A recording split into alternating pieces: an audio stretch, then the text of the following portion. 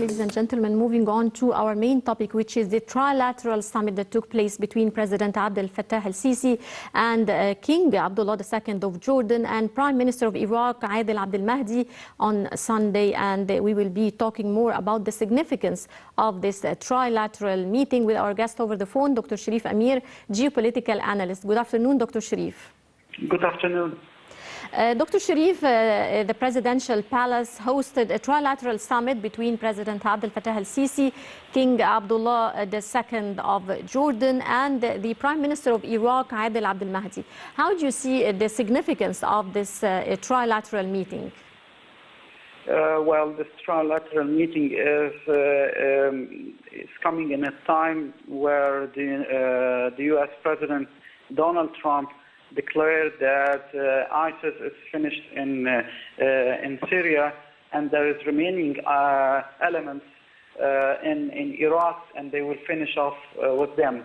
Well, this declaration was received with many skeptic views in the whole world, because we all know that there were the redeployment of some elements of the Daesh Islamic State fighters in the region.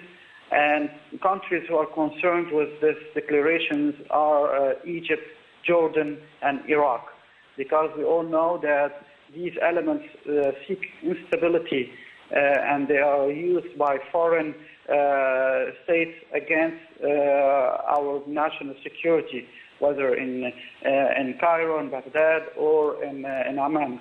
So I think that now is the time for coordination.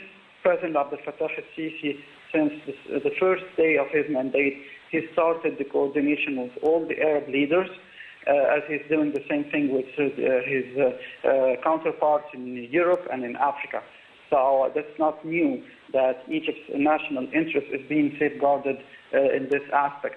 So I think that now the three leaders have to work together, because that means that there will be a fight ahead for these elements. We don't know where the fighters are leaving Syria to where exactly. So we have to coordinate this. We have to coordinate also against the interest that is being shown by Iran in all these regions. We have to make the message clear to our Iraqi brothers that they are still in the Arab League, they are still cared about from the Arab countries. We have to work together for this cause. So I think that this is very important to understand that the timing is it's about coordination and about security, national security for the three countries. Right. Well, as you've mentioned, Dr. Cherif, the three leaders also stressed the importance of combating terrorism in all its forms and confronting all those who support terrorism by financing or arming or providing safe havens and media platforms. Can you please elaborate on the stance of the three countries toward terrorism? Well, we have seen in Egypt that we are fighting terrorism in Sinai a long time ago. We are fighting terrorism on the borders with Libya. We are fighting terrorism with the borders of Sudan, even in the Mediterranean.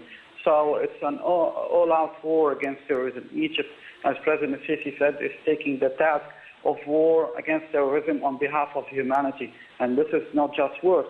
These are real facts on the ground. We are fighting the ideology, we are fighting the war of information, we are fighting the smuggling, we are fighting all the aspects of terrorism, and of course the armed terrorists. So this is for Egypt. Jordan has been suffering from terrorist attacks since the breakout of the conflict in Syria. And of course Iraq, it's a disastrous situation, unfortunately. So we have to work to exchange experience. Of course, the type of terrorism in every country is different, because the tactics are different, the interests of foreign countries is different in financing the terrorists there. So what is really important is that there is the will and there is the exchange of information. Because let's take it from this point of view. the moment that these elements will leave Syria and they will circulate in the region, of course there will be border crossings from Jordan and Iraq, and maybe they will try to be smuggled into Egypt in a way or another. So we have to have a real coordination of intelligence services about the movement of these terrorists, who is financing them, who is pushing them into these regions. And of course, Egypt is a leading country in this domain. We have an excellent intelligence service and an excellent military institute. So we have the experience, fortunately and unfortunately, because we had to fight all these wars against terrorism. But fortunately, we have the experience. I'm not really worried about the coming situation, except if there will be an escalation, all-out escalation in the region, and this will have to, the coordination will be more and more important for us.